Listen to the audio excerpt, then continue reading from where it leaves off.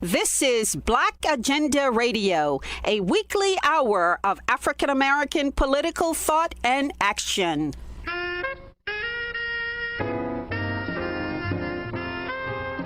Welcome to the radio magazine that brings you news, commentary, and analysis from a Black left perspective. I'm Glen Ford, along with my co-host Nellie Bailey. Coming up, Washington wins some and loses some in its global game of regime change. Chicago has become the national hub of the movement for community control of the police, and activists gear up to mark the 38th year of imprisonment for Mumia Abu Jamal. But first, nationwide opposition to the government has paralyzed Haiti for months. But the Jovenel Moise regime has refused to step down. Daoud Andre of the Committee to Mobilize Against Dictatorship in Haiti says the regime has resorted to importing mercenaries to assassinate protest leaders. Definitely. They were different nationalities, but 5 of them were U.S. citizens who, in February, were brought to Haiti with a bunch of guns, weapons of war.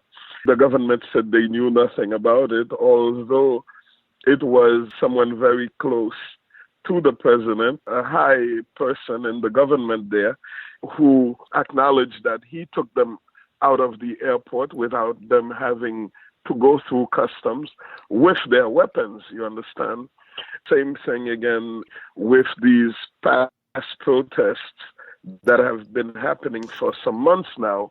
You have right now another group, they say it's a dozen, but no one knows how many they are, of white mercenaries, American mercenaries, with weapons, traveling with Jovenel Moise wherever he goes in his motorcade. And, the time that he had to go to the National Museum at 5 a.m. in the morning, these guys, they were all around there patrolling.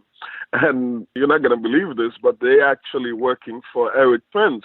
This is Blackwater, which has a new name now. It's Mercury. So this is the people that are there. But our people believe that it's not just these guys that are obviously, carrying weapons to protect Jovenel Moise that are on the ground in Haiti, but we believe that there are other mercenaries, white and some blacks as well, who are in Haiti doing the work of destabilizing, attacking demonstrators. Because in these demonstrations that are happening just about every day, you have people that are shot in the streets and no one can really see who is the person who shot at them. So people in the streets believe that Jovenel Moise does have snipers, mercenaries, attacking leaders in demonstrations, specific people that they want out of commission. Hundreds of thousands of Haitians are involved in this, possibly millions. But is there a unity around a set of demands? Well, the only one demand, the clear demand, is that Jovenel Moise must go. Everybody from like a little child, 4 years old, if you ask them, they will say, Jovenel must go, to, the oldest person you'll find in the country will tell you the same thing. But also what has joined in the demand that Jovenel goes is a change in the system. When people are saying a change in the system, they mean the corruption, they mean the reality, to use the words of Donald Trump again, the show reality that our country has been put into.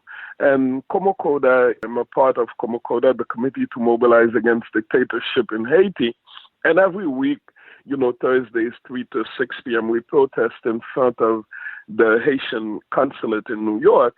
And one of the signs that we carry with us is that we clearly say Haiti is a shithole because the crooks in power are puppets of the United States. And it's been turned into a shithole by France and the United States. Now, people have to understand that this is a country from the creation of our country in 1804. It's been embargoed by the slave powers. To today, that reality has not changed, where the same slave powers who are now, what you call them, permanent members of the UN Security Council, those with nuclear weapons, those with guns, who still see Haiti as the threat that their ancestors saw it to be in 1804. And they continue to penalize, to punish the Haitian people for having risen up. And they have the same conviction that Haiti is not to be an example of prosperity, of well-being for people who chose another path other than, what these powers had determined to be the only way.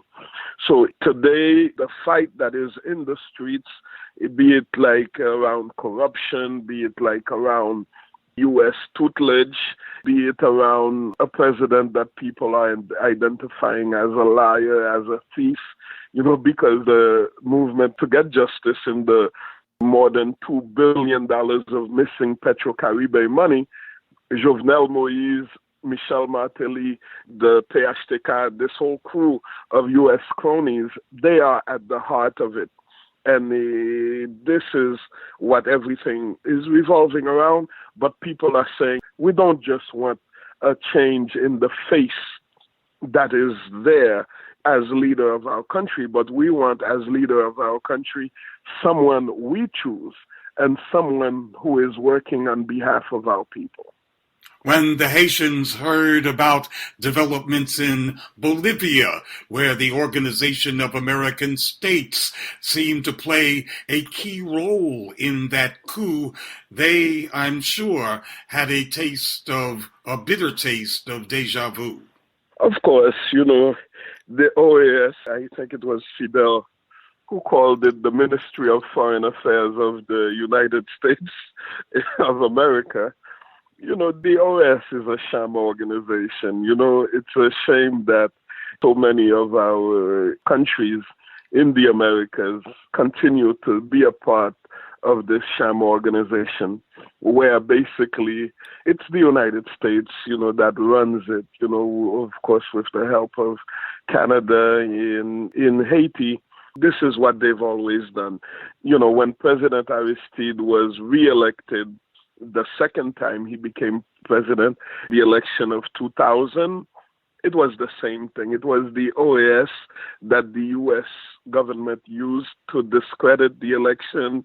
And even when President Aristide had agreed to remove basically all of these legislators, Famille Lavalas legislators that they said had not been elected properly, they still went after him, and they still did another coup. And that was interesting because that time in 2004, U.S. Special Forces soldiers had to come in and personally take President Aristide out of the country. That was for all to see, Again, in 2010, when this election happened, and Michel Martelly, the U.S. picked candidate, was very far from being even close. But again, the United States used the Organization of American States to say that the election was not good. And when President Préval at the time said, okay, well, if it's not good, let's have another election. And they were like, no, we're not going to have another election. We just want Michel Martelly to be put as the second candidate and to have a second round. Joke. So when this stuff happens in Bolivia, in Venezuela as well, it's the same little game of the U.S. imposing it, using the Organization of American States to impose its will. And, of course, it is for profit. It is to steal the resources of Haiti, to have someone like Martelly who will give, a kind of mining contract to VCS Mining with Hillary Clinton's brother on the board, where 97.5% goes to them and $2 and 2.5% goes to Haiti. And it's the same thing with the oil in Venezuela. They want it. They want it, and, they don't want to pay anything for it. And in Bolivia, the lithium, that's in the laptop, that's in front of me right now, the battery. In the phone, the cell phone that I'm talking on, the battery is lithium. And the electric cars they want to have for the future, it's the lithium, that will make this battery last. And we understand that Evo Morales, legitimate president of Bolivia, said 70% of the lithium is in Bolivia. And they will not accept that a government that is working on behalf of its people, that is not giving them, these deals where 18% goes to the government and 82% goes to the multinationals. They will do anything to not agree to that. So we know that it's not about fraud in election. It's not about the referendum in Venezuela, in Bolivia. It's not about any of that. It's about the resources of these countries that the U.S. considers as their reserve, that they can just put their hand in and take as they wish. And it's about, you cannot have a government that is not willing to do whatever the United States says. And be it Obama, be it Clinton, be it Bush, be it Trump, whatever differences there are between these characters, it's the same policy. Everything for us and nothing for the rest of the world. And Haitians have learned that not only is the OAS not to be trusted as an arbiter of anything, but the United Nations neither. Absolutely. The United Nations is really an anti-democratic organization. And what we always say is that nothing good can come out of the United Nations. When they have these silly UNICEF, these projects that, like they're defending the rights of women, they're defending the rights of children. It's a sham. It's a sham to cover what they did in the Congo with Lumumba and what they're continuing to do everywhere else in the world today.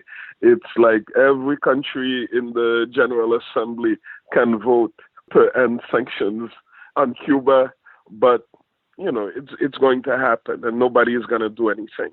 And it's impunity, even when these countries, they go against a vote in their own Security Council. It's theirs. It's not. It's got nothing to do with the masses of the people, or even these puppet regimes around the world. Even when they decide against something, the United States, these countries, they will do it anyway. This is why the United Nations, they cannot do anything to save the Palestinians.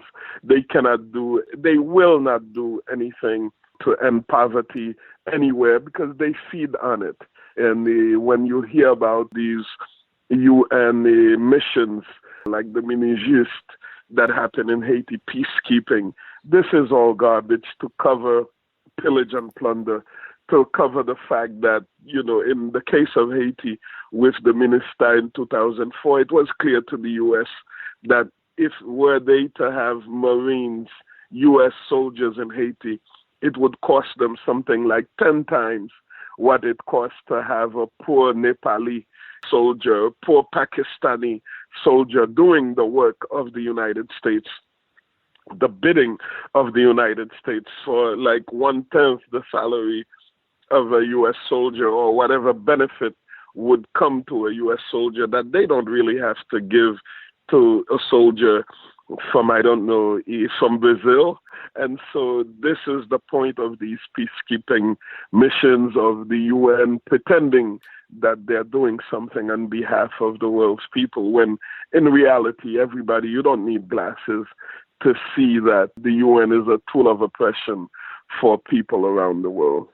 How long do you think the president in Haiti can hold on against this almost universal opposition? As long as it's not costing the U.S. and, these other countries, the white colonial core group countries, to keep him in power. I'll give you, this is kind of a joke, after this French couple was killed in Haiti. And I saw an article where an unnamed diplomat from France in Haiti made a statement that the U.S. was the only one holding on to Jovenel Moise, the puppet president, in power in Haiti, that if it were not for the U.S. support, he would be gone already. But what I'm saying is that we are in struggle. Like at Komokoda, when we started protesting outside the consulate in New York in April of 2018, we didn't know that in December of 2019, we would still be protesting there every week. So we cannot put a date, a time limit. We just know that we are in struggle. We know that in Haiti, we are in a better position today than we were a year ago, because today the country is on fire. Today the country is ungovernable. And contrary to what some people might think, that, they cannot go for vacation, or they cannot go to, to visit the citadel, they cannot go to a family member's wedding or a family member's funeral.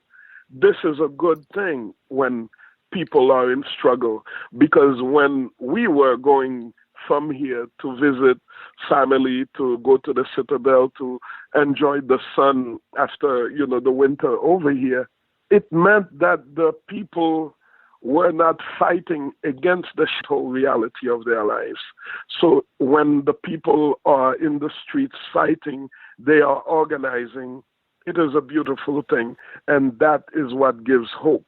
We don't know where it will be next week or 2 weeks from now or even 2 years from now, because what we say is that our ancestors, we know that the ceremony of Bwakaima, which launched this final phase of our victory, it happened in August of 1791, and victory, as a matter of fact, was today, I should say, today, 29th of November, because the day I'm talking to Glen here, because, Glen, the Battle of Vertier was on the 18th of November, and when Rochambeau, the French general, he surrendered, he asked Dessalines for 10 days to vacate, and Dessalines was kind enough to give him 10 days to get out.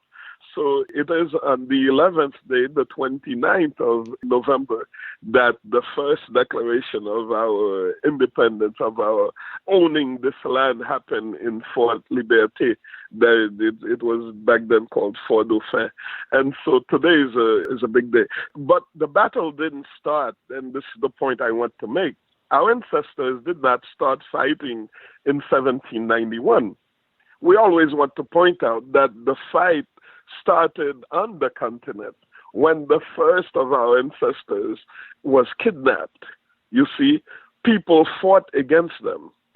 On the slave ships, people fought throughout the way, and when they landed here, people fought throughout. You had the Maroons, you had every kind of struggle that happened every inch of the way. And so it's the same thing that we are doing now, that it is a long struggle. We are not, this is not a sprint, we are not thinking that, we're going to snap our finger, or, we're going to have a couple of demonstrations and we're going to defeat these people who have run the world for thousands of years. No, it doesn't happen like that. It's a protracted struggle, is what I want to say. Well, yesterday we had a full bus to Plymouth, Glen.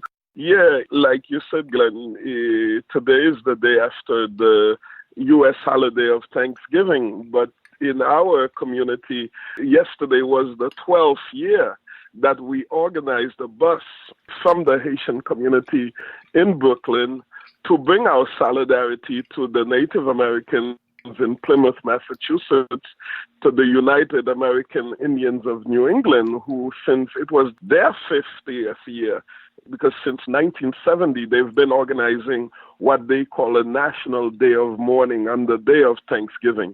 And we are so happy that we had a full bus. It was raining up there. It was cold, but and we are across the ocean on Coles Hill at Plymouth Rock, the Plymouth Pebble, the native family call it. But it was a very strong day. And yeah, I mean, I dare say there were like thousands of people there, more people than I've seen in a while. And it's a wonderful thing that a lot of people are turning away from the oppression of their ancestors, because a lot of young white people were there, older white people were there, and you had blacks, you had people from South America. And the day, of course, it's always dedicated to Brother Leonard Peltier in their dungeon since 1977. And it was also dedicated to the people of Bolivia, where Evo Morales was the first indigenous head of state there. So the struggle is won. And this is the message that we talked about on the bus to get there and throughout the day. So the struggle is won, and we know we will win. We know that the enemy, they have these things, trinkets in their hands to slow us down, but we are certain of victory. That was Daoud Andre of the Committee to Mobilize Against Dictatorship in Haiti, speaking from Brooklyn, New York. The U.S. global policy of overthrowing governments that don't do Washington's bidding has had successes and failures recently. We spoke with Dr. Gerald Horne, the renowned historian and amazingly prolific author. Well, first of all, internationally, it's apparent that despite the setback in Bolivia, for example, and the continuing destabilization of Venezuela, and also the election in Uruguay, which brought a conservative to power. Contrastingly, there was the freedom of Lula in Brazil and the unrest in Colombia, which is really in motion as we speak.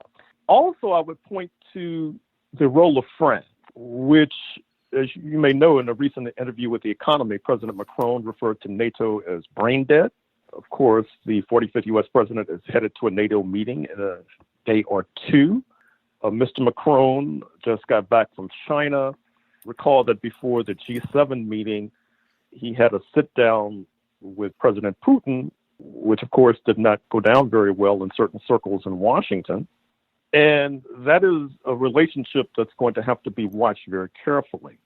Now, with regard to the United States, what I find intriguing in some ways is the response to the 1619 Project of the New York Times. Did you see that in August? Sure. Yeah. So what's interesting, it's being attacked by left, right, and center in the Euro-American community. As a matter of fact, if you go to the Worldwide Socialist website, you'll find interviews with Ivy League historians like Horton Wood and James McPherson, who excoriate this project. Of course, the conservatives in the National Review have done the same. And actually, in the context of the McPherson interviews, there was a reprimand of some of my work, believe it or not. And this is an intriguing development because what it suggests is that there are Black middle-class folk who refuse to accept the creation myth of the United States of America. And I think that in no small measure, they're driven by the rise of Trumpism and the fact that there's all of this talk about fascism in the air, as represented in Madeleine Albright's book, as represented in The Trafficking in Fascist Ideas by Stephen Miller, Mr. Trump's chief aide on immigration. Whereas these historians, they pride themselves on being sort of unaware of what's going on in the world today.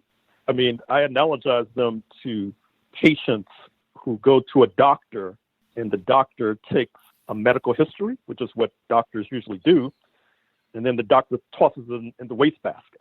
I mean, that's how these historians do that with regard to the present. And because they do that with regard to the present, they get locked into old ideas. I mean, for example, McPherson in his interview acknowledges freely that he was influenced by the anti-Jim Crow movement of the 1960s, but I guess he's unaware of Trumpism and the fact that people were trying to understand how and why it is that the press is reporting that there is a strong likelihood that Mr. Trump will be reelected in November 2020. And that obviously, I'm not even sure if he's aware of that those kinds of reports because, as I said, these historians, they pride themselves on being sort of ignorant of the present. And in some ways, it's an analog to the whole end of history debate. You recall Francis Fukuyama, after the fall of the Berlin Wall, he talked about the end of history. Capital has won, no more debate, there is no alternative. So now some of the historians they're really talking about the end of historiography.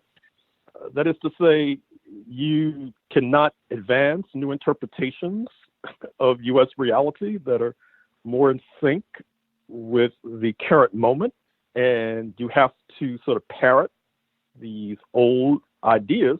And in fact, there's a kind of originalism too. Recall that in the U.S. Supreme Court, they have this idea of being locked into the interpretation of the U.S. Constitution as enunciated by the certain framers in the late 18th century. Of course, they don't take that point of view with regard to the Civil War amendments, the 13th, 14th, and 15th Amendments, for example. Well, what you sound like you're saying, Doctor, is that establishment historians are buckling down to the narrative that they feel is under assault.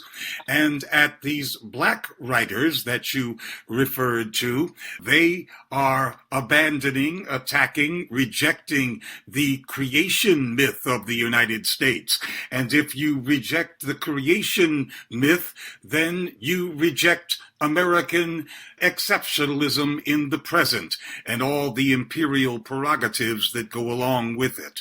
I couldn't have said it better myself. And let me say that it's not just the 1619 Project, it's Ishmael Reed, perhaps the most prolific Black intellectual of this era, who did this response piece to Hamilton, the glorification of Alexander Hamilton that has taken the country by storm. I think of Roxanne Dunbar Ortiz and her Indigenous Peoples History of the United States of America, which also tries to erode the creation myth. But what I was about to say is that there's a kind of liberal originalism too. I mean, believe it or not, I was once rebuked by a leading Palestinian intellectual. I think he's Palestinian American, in fact, because I use terms like settler colonialism to describe the United States and then try to draw a parallel with historic Palestine. And his rebuke was, well, since Frederick Douglass and Harriet Tubman didn't use terms like settler colonialism, it's inappropriate for me to do so. So once again, there's an attempt to sort of lock us in to old ideas, and there's no room left for innovation or creativity to adapt to the current moment. And I would say that down that path lies disaster. You wrote very recently a huge book, much of which I've actually read, White Supremacy Confronted. And it tells the story, mostly in the 60s and 70s, of the confrontation with white supremacy in South Africa and Portuguese rule in Africa. And there's a lot of material on the organizing that went on here among African Americans in confronting that supremacy. But today in Africa, much of the confrontation is characterized as between the United States and China in Africa. Is that the right way to look at it? Well, I think that that's an inadequate way of looking at it. I do think that looking at U.S. objection to China's role in Africa can be informative because obviously there's a lot of hysteria. Returning to France, I find it curious that many analysts do not look at France's a vampire-like role in Africa, sucking the blood out of numerous African countries. And I also find it curious that many African nations do not seem to have as much objection to China's role as some folks here in North America do. In Africa itself, it's felt that there needs to be a counterweight to the North Atlantic powers, and they feel that China helps to play that role, as does Russia too, for example. You might have seen the meeting in Sochi just a few weeks ago with a number of African heads of state and leaders with regard to African development. And of course, both India and Turkey also are playing major roles in Africa. Now, I would particularly point to the role of Turkey in predominantly Muslim countries such as Somalia, for example. So once again, looking at Africa through the U.S.-China lens can be informative, but it's inadequate. And to return to the Americas, you commented on the unrest in Colombia, which is different. Colombia's been in unrest for 2 generations, but these were huge demonstrations among the urban classes in Bogota. And in Chile, that population has come awake and is demanding some kind of change of regime, certainly a change in the Constitution. Well, you are correct. And it's quite heartening to see the tens of thousands rallying in the streets of Santiago de Chile to put pressure on the billionaire leader, Mr. Piñera. And Chile, I think, is instructive for many reasons. What I mean is, I recall after Salvador Allende was overthrown on September 11th, 1973, you had many progressive forces in Chile who could not believe that fascism was descending. They had convinced themselves that their country had sturdy democratic traditions that could not so easily be overturned. In some ways, I mention that because it reminds me of the United States, where you've had a lot of loose talk about sturdy democratic traditions, despite the fact that those democratic traditions during the nation's 250-year history has rarely applied to the population of African descent. The indigenous population only became U.S. citizens in 1924 during the lifetime of some who may be hearing my voice as I speak. And so I think that Chile is a cautionary tale historically. With regard to Colombia, I think that President Duque has overreached. He got too wrapped up in trying to destabilize neighboring Venezuela, and now the worm has turned. What I mean by that is that you've had many Venezuelan refugees lured across the border to Colombia, and arguably they put pressure on the entire economy. At the same time, there are at least rumors that the Maduro regime of Caracas is not sitting on its hands, while Duque and U.S. imperialism are trying to destabilize this regime. And there are suggestions that the Maduro regime has close ties to progressive forces in Colombia. And of course, as you well know, Colombia has a long history of unrest going back to La Violencia of the late 1940s. You might recall that a young Fidel Castro was in Colombia as those bloody decades were being inaugurated then. And you still have these powerful armed forces of the left in Colombia. The peace talks have not eventuated in a way that was pleasing to either side, certainly not pleasing to the right. And so it seems to me Colombia, at least the regime of Mr. Duque, is really skating on thin ice as we speak. Now, some folks like to say that President Trump has contributed a lot to the destabilization of U.S. power in the world. And if that's true, some of us say that's a good thing. But what's your assessment of Trump's effect on the powers of U.S. imperialism? Well, I think it represents a split in the U.S. ruling class. With regard to Mr. Trump, and not necessarily with regard to his administration, apparently there is a decision to do a reverse Kissinger. Recall that some decades ago, Henry Kissinger was able to work out an entente with China in the early 1970s on an anti-Soviet basis. Mr. Kissinger, still alive at the age of 90, in his mid-90s, I should say, gave an interview with the Financial Times of London some months ago, where he suggested that what Mr. Trump might be doing is trying to win over Russia against China. If that's the case, it's not working very well, given the frequent meetings between President Xi and President Putin. And the Democrats, it seems, want to unite with the European Union and confront Russia and China simultaneously with an accent on Russia. And I think that speaks to all of the hubbub in Washington about impeachment and the Mueller report etc. But it does not seem to be working out very well for either side. And I think that I just texted a friend suggesting that some of our friends on the left have lost touch with reality with regard to pushing impeachment. I remember not so long ago, we were being told that once this impeachment process got underway, it would work out like the impeachment process against Richard Nixon some decades ago, that there'd be a stampede away from Mr. Trump. And that's apparently not taking place.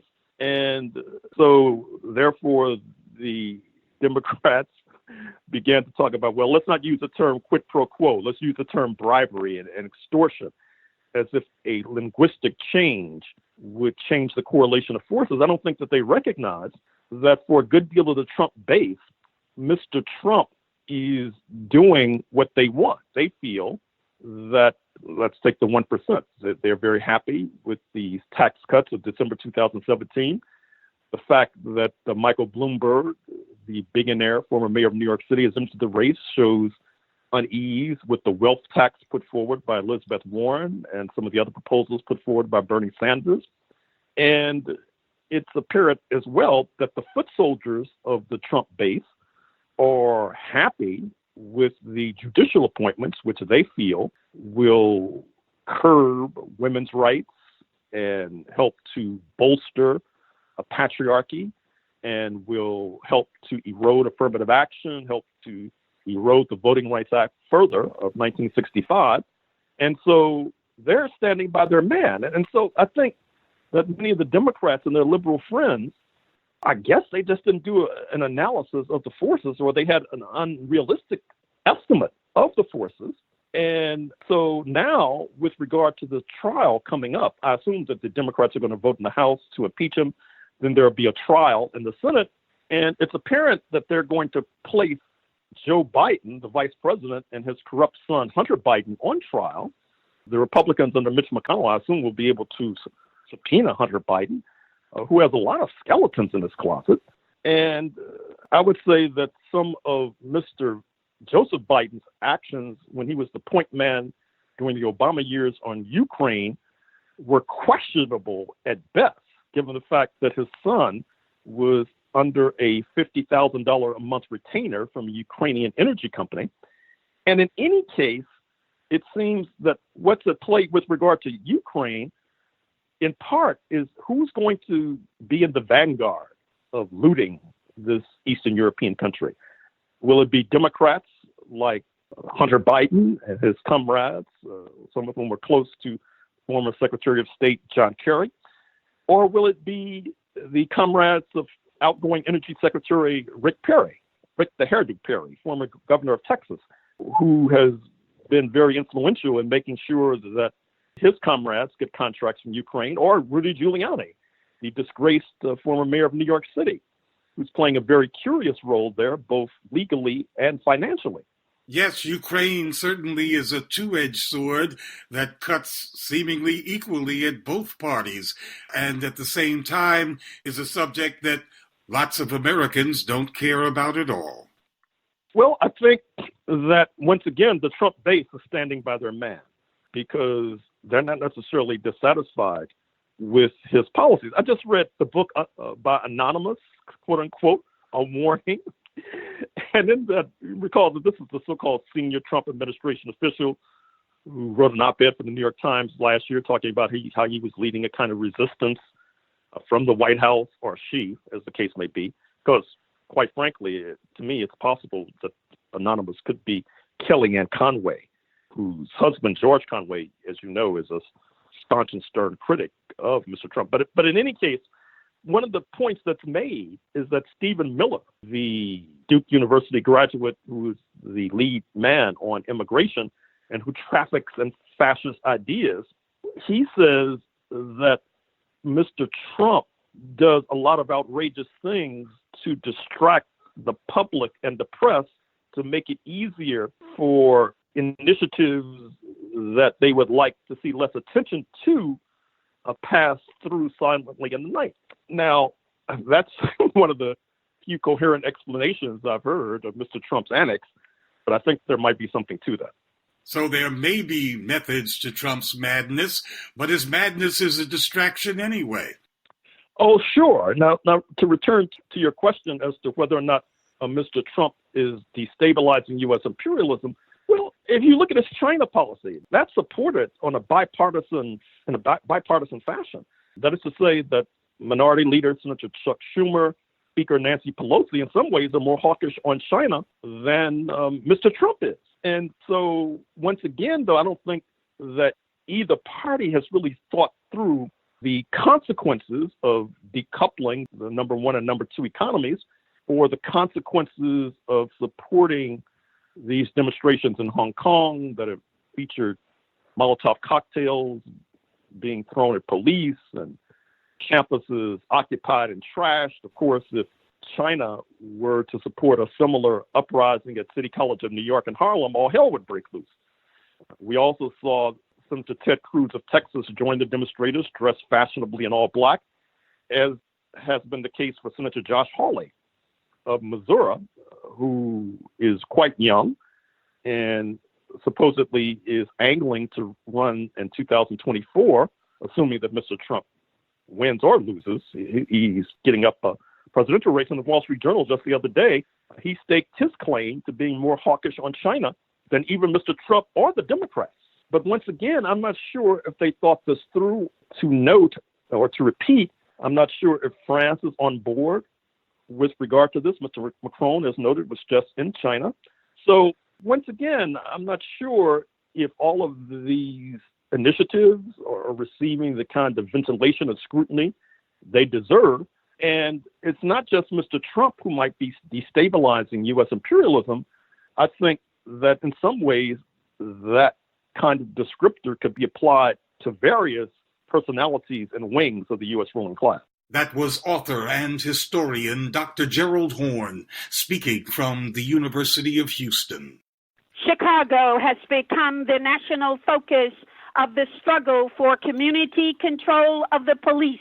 Last month, 800 activists gathered at the Chicago Teachers Union Hall for an historic conference to refound the National Alliance Against Racist and Political Repression.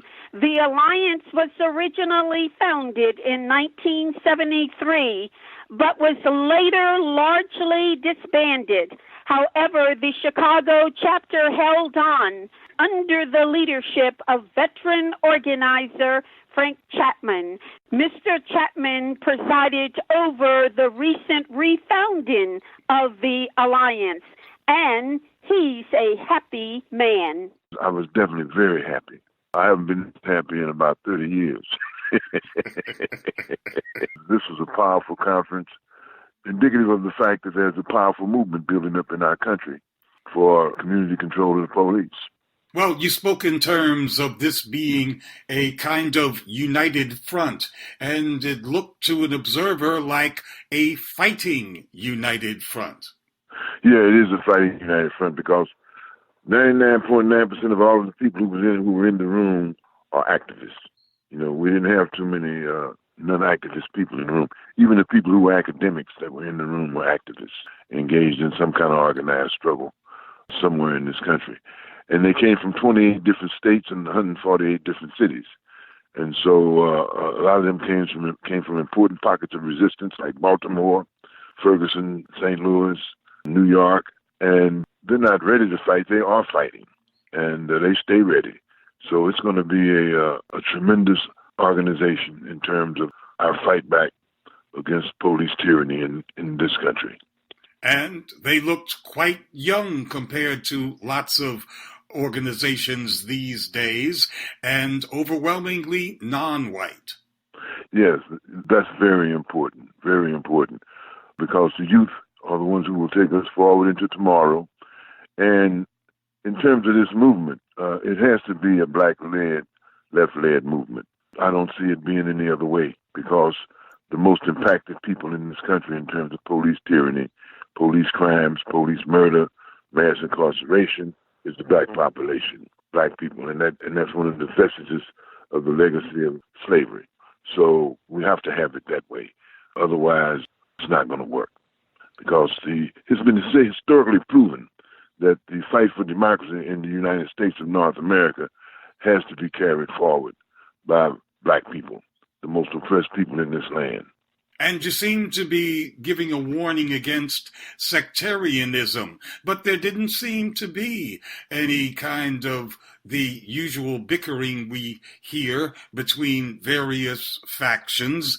Yeah, what we've learned from history, and it's mostly the history in other countries, not the United States, but what we have learned is that to have a united front, you have to not have that ideological bickering, that sectarianism, because that will undermine the unity of the front.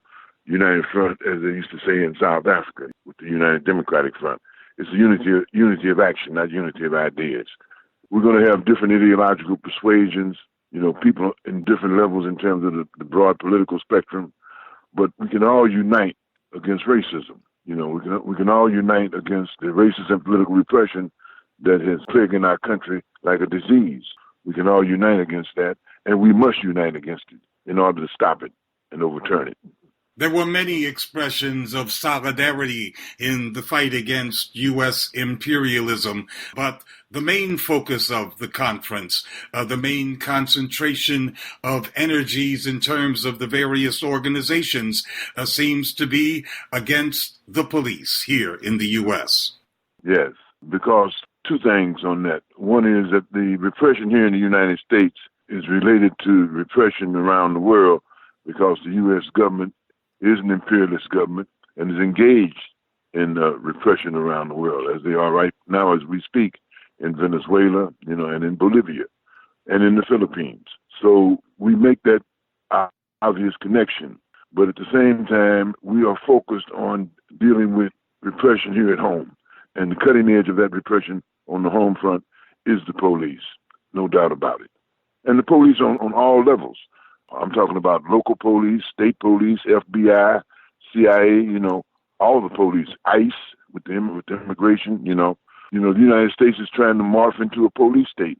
In the African American community, you already have that. The behavior of the police in the African American community and in Mexican American communities and Puerto Rican communities is the behavior of the police in the police state. So we are experiencing it firsthand. The co-chair of the Chicago Alliance, I believe, remarked that there might not have been this conference, this creation of this Fighting United Front national organization, if there hadn't been such substantial victories in Chicago. I believe that. That's very, very true. And we know what those substantial victories are now. They begin to come in a wave after the murder of Laquan McDonald, with the resignation of the superintendent of police, with kicking out of office of that terrible state prosecutor, Anita Alvarez, and finally with the mayor himself politically resigning from office. I call it a political resignation because he didn't rerun. And then what happened during the elections also is a testament to what she said, and that is during the elections, we clearly brought CPAC into the political arena in a very forceful manner. And we now have 40% of the city council that is supporting our legislation to get an all-elected All Civilian Police Accountability Council. So, I think that set the stage for what we had this past weekend, and that is the emergence of the re-emergence of the Alliance as a national organization. And you made it clear before these elections, in which you made such strides in getting so many folks on the city council who will support CPAC, that just because you were putting thousands of activists into the electoral process didn't mean that the movement was going entirely electoral. No, I think that would be a fatal flaw. The movement can't go entirely electoral. We have to have the movement to push the issue, not the politician. That's been our big mistake in the past. There's the tendency to push politicians instead of pushing the issue. And of course, as you can see with the election season coming up, that's still a very dominant tendency among the people. And we have to change that. If we're going to change this system, we have to push the issue, not the politician. because the politicians, they make promises. They're subject to all different kind of levels of corruption. And let's be quite frank, we have the best elections money can buy. The elections are influenced and controlled in large part by corporate America, by the capitalist ruling class. So we can't fight them by joining them. So some people think that way. We have to fight them by fighting them. And our best weapon against them is organizing the people to fight them, to push the issue. Push the issue, not the politician. Now, in terms of community control of police, clearly Chicago is way ahead of all the other localities in terms of being within sight of establishing the most advanced and comprehensive plan for community control of police in the country. In many of the cities that the constituent organizations of the new refounded alliance come from, there is no such movement on the ground yet, and there are other formulas for community control of police that were put forward at the conference, notably by people from Washington, D.C. Well, I've talked to those comrades, and our position is this. It's good that Chicago is out front. All of those things that you said are very good, but also there's some dangers in uneven development. It would be better if more cities, more people were engaged in the fight for community control of the police. And we got 148 cities who were represented here, so our goal is to get all 148 of them involved. But now, in doing that, again, we have to fight against some sectarian notions that everybody has to do it exactly the way that we're doing it. Everybody don't have to do it exactly the way that we're doing it. But everybody should take note of what we're doing, and also everybody should draw the appropriate lessons. The main thing is the political objective of what we're doing, and that is community control of the police. And that's what I said to the comrades out of D.C. That jury pool selection process would not work in Chicago. Maybe it will work in D.C. I don't know, but they're on the ground fighting in D.C., and so we're prepared to take some leadership from them on that question, just like they're prepared to take some leadership from us. And so there has to be this, this back and forth going on between us and the rest of the country in order for us to all get on the same page in terms of a strategy. And that strategy has to be community control of the police.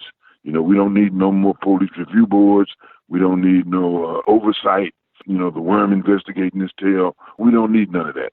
What we need is community control of the police, and that is decisively what we're talking about here in Chicago, that we have the power to say who polices our communities and how our communities are policed. That's the bottom line.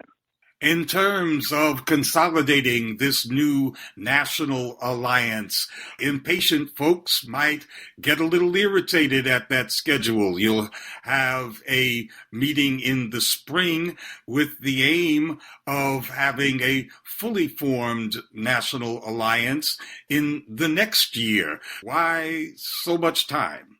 Well, we're talking about building a national organization, and we're talking about building it from the bottom up, not the top down. And if we're going to build it from the bottom up, then we have to give ourselves a chance to get rooted in those communities where we're going to be based. And right now, we don't have those roots. And so our first thing, our first order of business is going to be to consolidate what we did at the conference, bring all those people back who became a part of the continuations committee to meet in the spring, to lay out a concrete, massive plan to build this organization from the grassroots up, not from top leadership down. And it's not too late for other organizations that weren't represented in Chicago last weekend to get on board. The door is wide open. The more, the better. That was Frank Chapman, Executive Director of the newly refounded National Alliance Against Racist and Political Repression in Chicago. Supporters of Mumia Abu Jamal, the nation's best-known political prisoner, are gearing up for an important event in Philadelphia on December 9th. It's called Youth Rise Up Against Empire, marking 38 years of Abu Jamal's imprisonment, during which time he's written a number of books. Mumia's latest book is a trilogy titled Murder Incorporated that explores the history of U.S. imperial crimes. Abu Jamal says he was inspired by the work of the late Howard Zinn. Years before we worked together, my co-author, Stephen Vittoria, and I talked about Howard Zinn and his masterpiece, The People's History of the United States. We both were admirers of Howard, and we loved his work, and perhaps especially his ideas of what was called history from below, or how regular people, average, everyday people, made important contributions to the nation's history by building movements for freedom, justice, and real human rights. Zinn, who grew up in New York's tenements, was such a man himself, and he embraced humanistic working-class ideas. As a young teacher in the Jim Crow South, he saw everyday people, like his students at Spelman College, get beaten and arrested for daring to demand the right to vote. These events taught Howard about history happening right before his eyes, where he had a bird's eye view of the civil rights movement in Georgia and beyond. These experiences inspired him and supercharged his reading, research, and writing of true U.S. history. And Howard inspired us, Stephen and I, to write our own history, Murder Incorporated, which we invite you to read so it can inspire you. For Murder Incorporated and my co-author, Stephen Vittoria, this is Mumia Abu Jamal.